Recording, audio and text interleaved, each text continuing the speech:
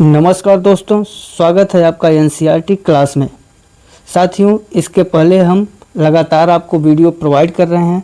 आज का वीडियो हमारा होगा साइंस पे। विज्ञान जो दो शब्दों से मिलकर बना है, वि और ज्ञान। वि का मतलब क्या होता है? विशेष। और ज्ञान का मतलब क्या होता है? जानकारी। अर्थात किसी भी वस्तु के बारे में विशेष जानकारी ही विज्ञान है। ये कह देना विज्ञान की परिभाषा है? नहीं। जो जानकारी होनी चाहिए, कैसे? क्रमबद्ध, सुसंगठित एवं सुव्यवस्थित। तो आइए विज्ञान की परिभाषा जानते हैं। किसी भी वस्तु के बारे में क्रमबद्ध, सुव्यवस्थित एवं सुव्यवस्थित एवं सुसंगठित ज्ञान को, सुव्यवस्थित एवं सुसंगठित ज्ञान को विज्ञान कहा जाता है। को विज्ञान कहा जाता है।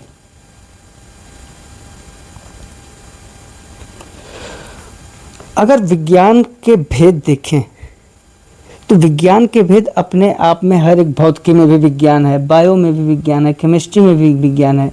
लेकिन इसकी जो प्रमुख शाखाएं हैं, तो इसकी जो प्रमुख शाखाएं हैं कितनी हैं? 3। तो विज्ञान की शाखाएं कितनी हैं? 3 शाखाएं। ठीक है। 3 कौन कौन से हैं? भौतिकी, रसायन और जीव। अब इनकी भी बहुत शाखाएं हैं। उन सब पे चर्चा न करते हुए आज हम आपको जो वीडियो प्रोवाइड करेंगे, स्पेशली भौतिकी का वीडियो प्रोवाइड करेंगे। तो आपके जूनियर टेट में साइंस का जो है, उसमें जो टॉपिक है, पहले अपना सिलेबस जान लें कि हमारा भौतिक विज्ञान के अंतर्गत क्या क्या सिलेबस है। तो आपका चैप्टर है मापन एवं मात्रक। मापन एवं मात्रक। उसके बाद है बल गति यंत्र। गति, बल, यंत्र। फिर प्रकाश एवं प्रकाश यंत्र। प्रकाश एवं प्रकाश यंत्र। ऊर्जा, ध्वनि। उसके बाद चुंबकत्व बचता है, चुंबकत्व है। विद्युत धारा है एवं स्थिर विद्युत, स्थिर विद्युत धारा, विद्युत धारा। टोटल आपके सिलेबस में भौतिक विज्ञान से रिलेटेड इतने ही चैप्टर हैं। उसमें आइए आज हम लोग पहले चैप्टर की शुरुआत करते हैं। हमारे पहले चैप्टर का क्या नाम है? मापन। क्या नाम है? मापन। मापन क्या है? उसके बाद इसमें मात्रक मिलेंगी, मूल राशियां मिलेंगी। तो मापन के जानने से पहले हम लोग चलते हैं मूल राशियों के बारे में। मूल राशियों को जान लें। मूल राशियां कितनी हैं, क्या हैं? ठीक है। तो मूल राशियां किन्हें कहते हैं? विज्ञान की समस्त राशियां जो जिनको पढ़ा जा सके। विज्ञान की वह समस्त राशियां जिन्हें क्या है? पढ़ा जा सके या पढ़ों में मापा जा सके, उसे कहा जाता है मूल राशियां। ठीक है। ऐसी राशियां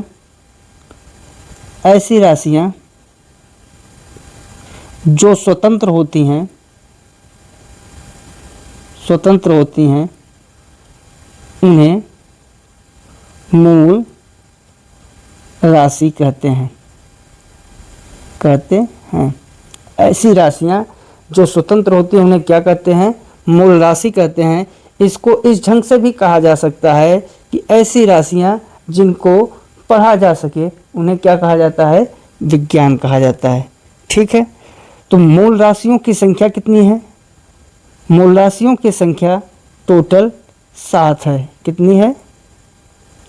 टोटल 7। ठीक है। कौन कौन से, तो आइए एक एक मूल राशियों को पहले जान लें। हमारा पहला मूल राशि है लंबाई, लंबाई जिसे एल से प्रदर्शित करते हैं।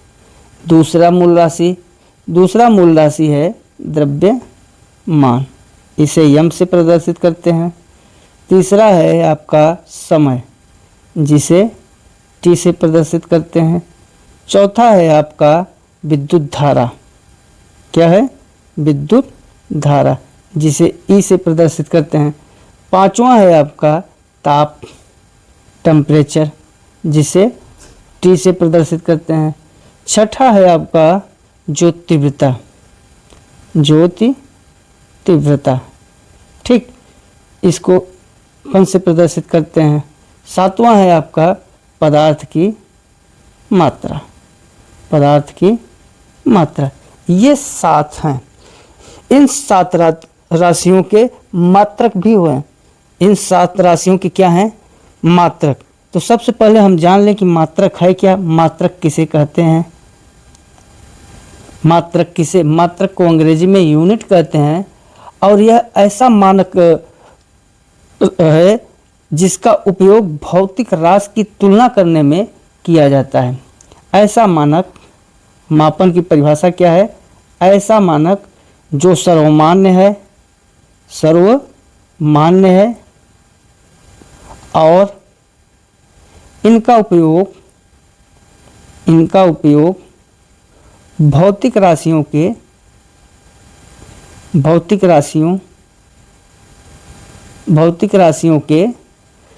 तुलना के लिए किया जाता है। किसके लिए किया जाता है, तुलना के लिए किया जाता है। साथियों, अगर मात्रक नहीं है तो आप किसी चीज़ का एकदम क्लियर जवाब नहीं दे सकते हैं। जैसे हमने कहा आलू लिया हमने, अब कोई एक आलू लेके तो आएगा नहीं, तो हम लोग कहते हैं क्या 1 केजी 500 ग्राम आलू लिए।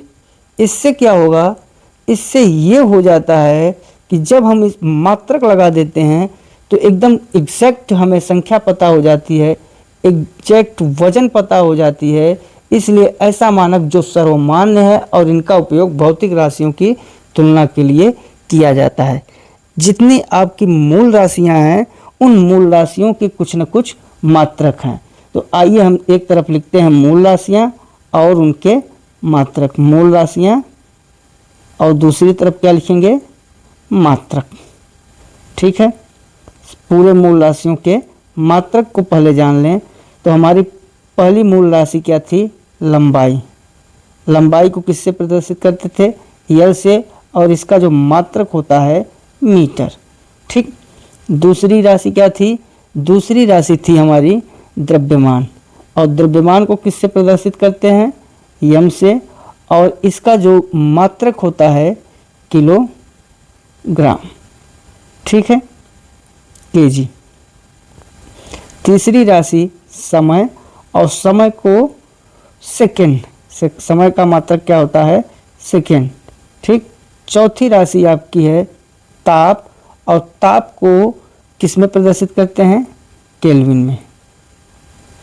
पांचवी राशि आपकी है विद्युत धारा, और विद्युत धारा को किस में प्रदर्शित करते हैं, एम्पियर में, एम्पियर।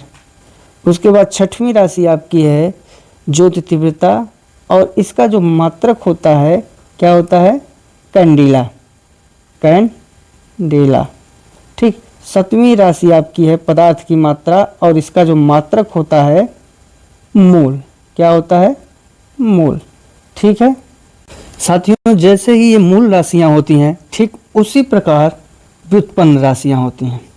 कौन सी राशियां होती हैं, व्युत्पन्न राशियां। आइए जानते हैं व्युत्पन्न राशियां क्या हैं। तो ऐसी राशियां जो मूल मात्रक की सहायता से बनती हैं, ऐसी राशियां जो मूल मात्रक की सहायता से बनती हैं, मूल मात्रक की सहायता से बनती हैं, उन्हें व्युत्पन्न राशियां कहा जाता है, बनती हैं, उन्हें व्युत्पन्न राशियां कहा जाता है, राशियां कहा जाता है। और मूल राशियों के जो मात्रक होते हैं व्युत्पन्न राशियों के मात्रक, व्युत्पन्न राशियों के मात्रक को क्या कहा जाता है? व्युत्पन्न मात्रक कहा जाता है। ठीक, यहाँ तक आप लोग समझ गए? कोई दिक्कत? जैसे विस्थापन, वेग, चाल, त्वरण, ये सब क्या है? व्युत्पन्न राशियां हैं। ठीक है, कुछ व्युत्पन्न राशियां एवं उनके मात्रक हैं जो आप लोगों को याद करने होंगे, उनको आप लोग याद कर लीजिए और लिख लीजिए। आइए एक तरफ लिखते हैं व्युत्पन्न राशियां और दूसरी तरफ लिखते हैं उनके मात्रक। क्या होंगे? मात्रक। ठीक है, तो जो व्युत्पन्न राशियां हैं, जैसे त्वरण का जो मात्रक होता है मीटर प्रति सेकेंड स्क्वायर। ठीक, उसके बाद आपका हो गया वेग। और वेग का मात्रक क्या होता है? मीटर प्रति सेकेंड। वेग बराबर क्या होता है? विस्थापन बटे समय। तो मीटर बराबर क्या वेग का मात्रक क्या हो जाएगा? मीटर प्रति सेकेंड। दाब का मात्रक पास्कल होता है और बल का मात्रक न्यूटन होता है। फिर क्षेत्रफल का मात्रक होता है मीटर स्क्वायर। चाल का मात्रक मीटर प्रति सेकेंड। ऐसे ही संवेग का मात्रक, आवृत्ति का मात्रक लिख लीजिए, आवृत्ति का मात्रक हर्ट्ज। क्या होगा? हर्ट्ज। उसके बाद पृष्ठ तनाव का मात्रक,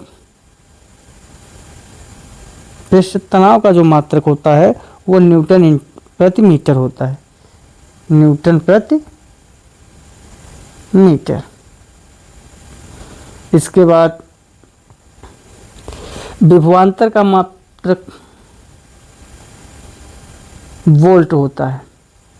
क्या होता है? वोल्ट होता है। विद्युत प्रतिरोध का मात्रक, डायरेक्ट प्रतिरोध देखिए, और इसका मात्रक होता है ओम। विद्युत धारिता का मात्रक होता है, विद्युत धारिता का मात्रक फैराडे। क्या होता है? फैराडे। विस्थापन का मात्रक, विस्थापन एक प्रकार की निश्चित दूरी होती है, इसका मात्रक होता है मीटर। आयतन का मात्रक, इसका मात्रक होता है मीटर या घन मीटर या मीटर क्यूब। कोणीय वेग का मात्रक, ये एक पूरक राशि है, लेकिन इसका भी मात्रक आप लिख लीजिए। कोणीय वेग का मात्रक होता है रेडियन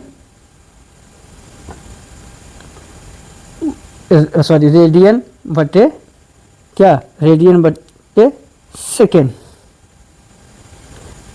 इसके बाद आपका आवेग का मात्रक, शक्ति का मात्रक लिख लीजिए, शक्ति का मात्रक वाट, शक्ति को सामर्थ्य कहते हैं ना। ज्योति फ्लक्स का मात्रक ल्यूमेन, फ्लक्स का मात्रक ल्यूमेन। अब आप इनसे ही सारे मात्रक निकाल सकते हैं। कुछ दूरी के मात्रक हैं, लंबी दूरी के, उनको भी लिख लीजिए। जैसे प्रकाश वर्ष, प्रकाशीय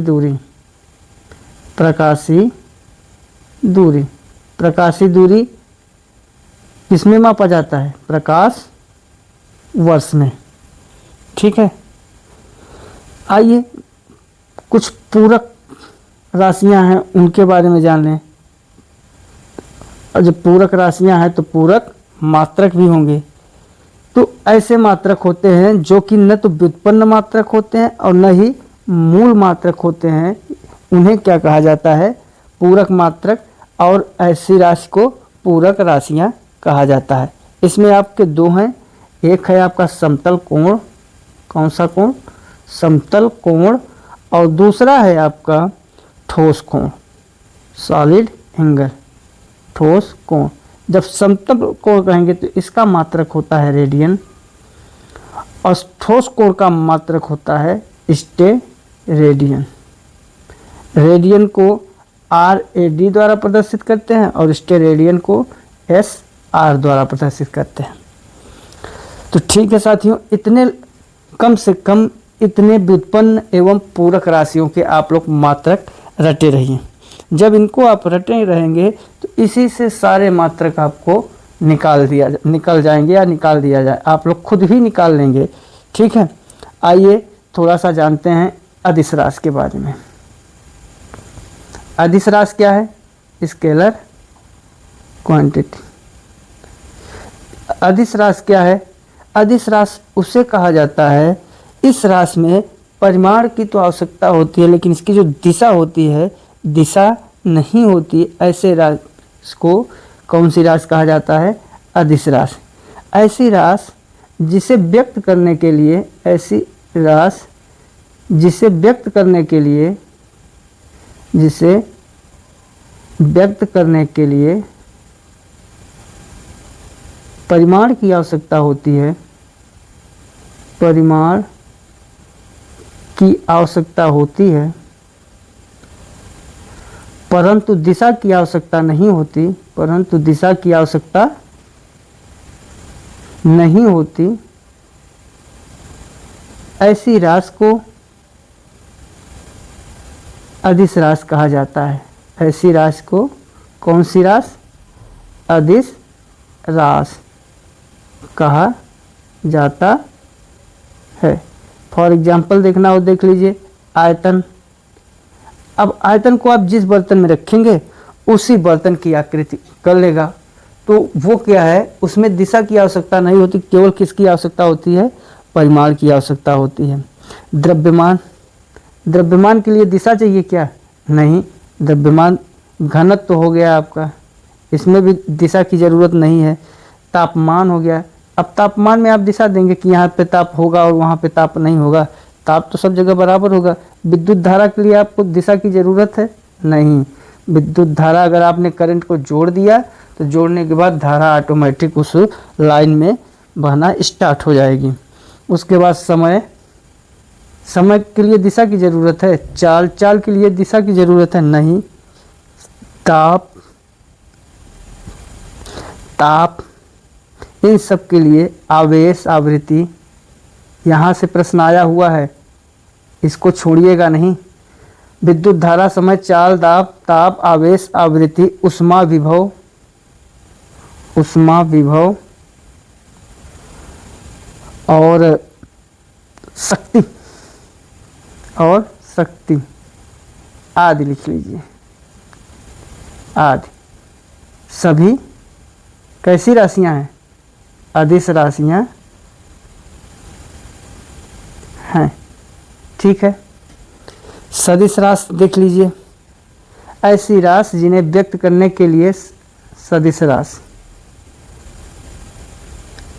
बस जस्ट इस अदिश राशि का अपोजिट, उसमें परिमाण की आवश्यकता होती है, दिशा की आवश्यकता नहीं होती। इसमें दिशा के साथ साथ परिमाण की भी आवश्यकता होती है।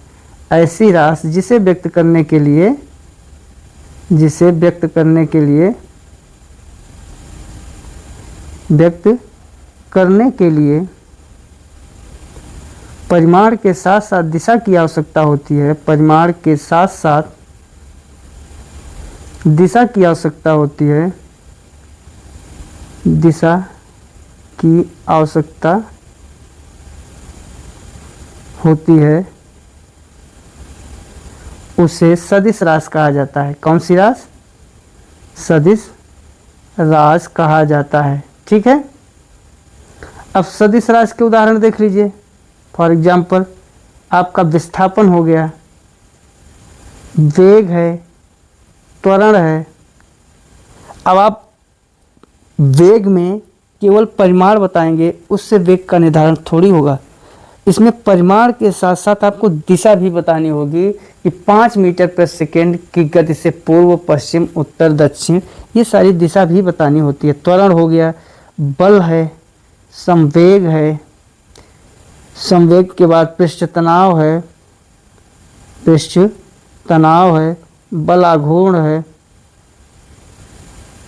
बल आघूर्ण है, कोणीय वेग है, कोणीय वेग है, चुंबकीय तीव्रता, चुंबकीय तीव्रता इसलिए बताया जा रहा है चूंकि चुंबक चैप्टर आपके सिलेबस में है। चुंबकीय क्षेत्र, चुंबकीय क्षेत्र, चुंबकीय क्षेत्र के बाद प्रवणता, ताप प्रवणता, ताप प्रवणता इत्यादि। ठीक, अब ये सब ऐसे हैं कि इनमें आपको परिमाण तो बताना होगा, परिमाण के साथ साथ किसकी आवश्यकता होगी, दिशा की, डायरेक्शन की। ठीक है, तो साथियों ये आपके महत्वपूर्ण अदिश एवं सदिश रास्ते। आइए कुछ ऐसे मात्रक देखें जो परीक्षा में अक्सर पूछे जाते हैं और आप लोग उसको गलती करते हैं। अब देखिए जैसे माइक्रान, ये बहुत बार पेपर में पूछा है माइक्रान। अब माइक्रान को प्रदर्शित करते हैं म्यू से, और 1 माइक्रान बराबर होता है 10⁻⁶ मीटर। इसको नोट कर लीजिएगा, वेरी वेरी इंपॉर्टेंट है, बहुत बार पूछा हुआ है। 1 माइक्रान बराबर कितना होता है, 10⁻⁶ मीटर। एंगस्ट्राम, एंगस्ट्राम, एंगस्ट्राम को प्रदर्शित करते हैं, ए ऊपर 0 डॉट रहेगा, और इस 1 एंगस्ट्राम बराबर होता है 10⁻⁻10 मीटर। ठीक है, उसके बाद अगर दूरी लंबी हो तो जो दो खगोलीय इकाई हैं, हमने एक को बताया है प्रकाश वर्ष। ये लंबी दूरी के लिए ये दूरी का मात्रक है। कई बार परीक्षा में पूछा है कि प्रकाश वर्ष किसका मात्रक है, लंबाई का, उसके बाद दूरी का, वेग का, इस प्रकार से प्रश्न करके ताप का। तो ऐसे प्रश्न पूछा हुआ है और लड़के गलत किए हैं। तो सबसे पहले ये जानिए कि प्रकाश वर्ष किसका मात्रक है, दूरी का।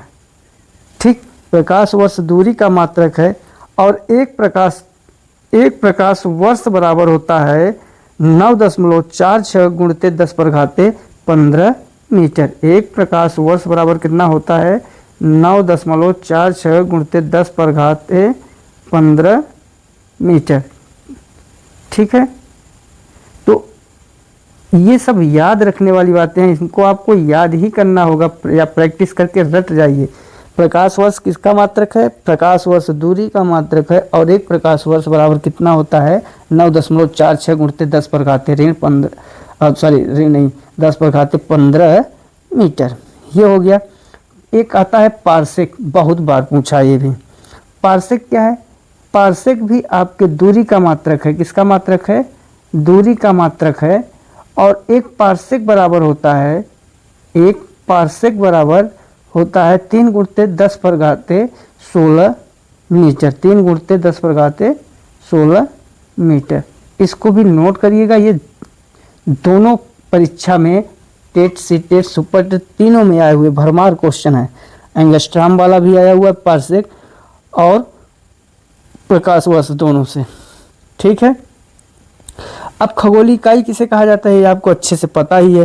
पृथ्वी के केंद्र से और सूर्य के केंद्र की औसत दूरी को ही क्या कहा जाता है, खगोलीय इकाई। इसे बताने की ज़रूरत नहीं है। फुट किसका मात्रक है, तो फुट है लंबाई का मात्रक। ये सब आपको बताया जाएगा किस पद्धति में है। 1 फुट बराबर होता है 12 इंच। कितने बराबर होता है, 12 इंच के, या इसी को कह देते हैं लगभग 30.48 सेंटीमीटर। ठीक, और इंच भी किसका मात्रक है, इंच भी जो है लंबाई का मात्रक है, दूरी का मात्रक है। इंच किसका मात्रक है, लंबाई का, दूरी का, और 1 इंच बराबर होता है 2.54 सेंटीमीटर, जिसे हम लोग 2.5 सेंटीमीटर कह के बुलाते हैं। ठीक है, मोल क्या है, मोल के बारे में जानिए। मोल पदार्थ की मोल। मोल क्या है? मोल पदार्थ की वह मात्रा है, मोल पदार्थ की वह मात्रा है जो उसके अवयवी तत्वों, जो उसके अवयवी तत्वों की संख्या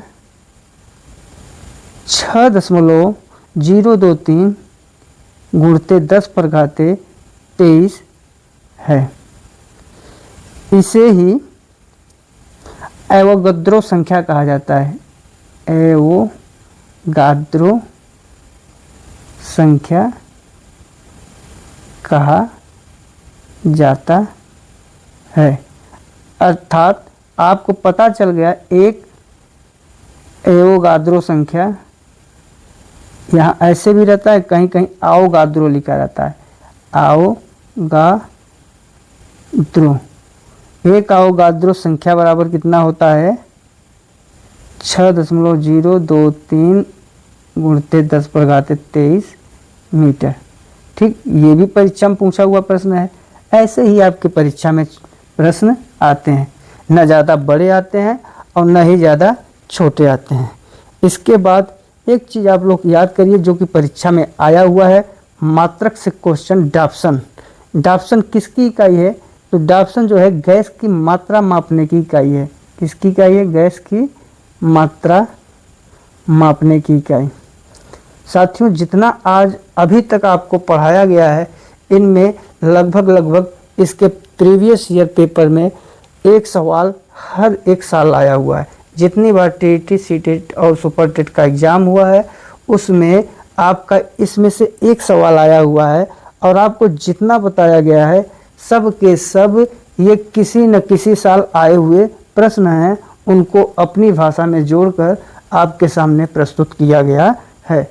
ठीक, अब आपको ये डाप्सन गैस की मात्रा इसलिए बताया क्योंकि कई बार परीक्षा में डायरेक्ट घुमाकर प्रश्न पूछा है, क्या वायुमंडलीय ओजोन की मात्रा किस इकाई द्वारा मापा जाता है? तो आपको नोट करके इसको भी लिख लेना है। नोट के रूप में क्या लिखेंगे? वायुमंडलीय ओजोन, वायुमंडलीय ओजोन, क्योंकि ओजोन भी एक प्रकार की परत है और इससे ओजोन गैस रोकती है, तो ओजोन की मात्रा को भी किसमें नापा जाता है? ओजोन की मात्रा को भी डाप्सन इकाई द्वारा मापा जाता है। किस इकाई द्वारा मापा जाता है? डाप्सन इकाई द्वारा मापा जाता है। ठीक है, अभी इसमें और बताने को हैं जो कि अब इस वीडियो में तो नहीं, आपको नेक्स्ट वीडियो में इसके बचे हुए पार्ट बताएंगे। साथियों, वीडियो बहुत लंबी हो जाती है तो पढ़ने में मन उतना नहीं लगता, इसलिए आप छोटे छोटे पार्ट को समझते हुए और उस पर आधारित प्रश्न करें। अभी तक आपको जितने क्लास के वीडियो में बताया है, सब परीक्षा में आए हुए प्रश्न हैं। इसको एक बार अपने से नोट बना लें। नोट बनाने के बाद इसको एक बार दोहरा लें। दोहराने के बाद आप इस पर क्विज कर लें या प्रैक्टिस कर लें, आपका सब कुछ क्लियर हो जाएगा। 100% श्योर है कि आपको 1 नंबर परीक्षा में दे देगा। इन्हीं सब बातों के साथ साथियों, आज की वीडियो हमारी कैसी लगी, इसकी प्रक्रिया इसके बारे में आप हमें कमेंट करके बता सकते हैं। अगर आपको हमारी वीडियो पसंद आई हो तो इसे लाइक करें, सब्सक्राइब कर दें और बेल आइकन ज़रूर दबा लें, जिससे हर एक टॉपिक की वीडियो आप तक पहुंचती रहे और आप इसका लाभ ले सकें। इन्हीं सब बातों के साथ साथियों, मिलते हैं नेक्स्ट वीडियो में। तब तक के लिए जय हिंद, जय भारत, वंदे मातरम।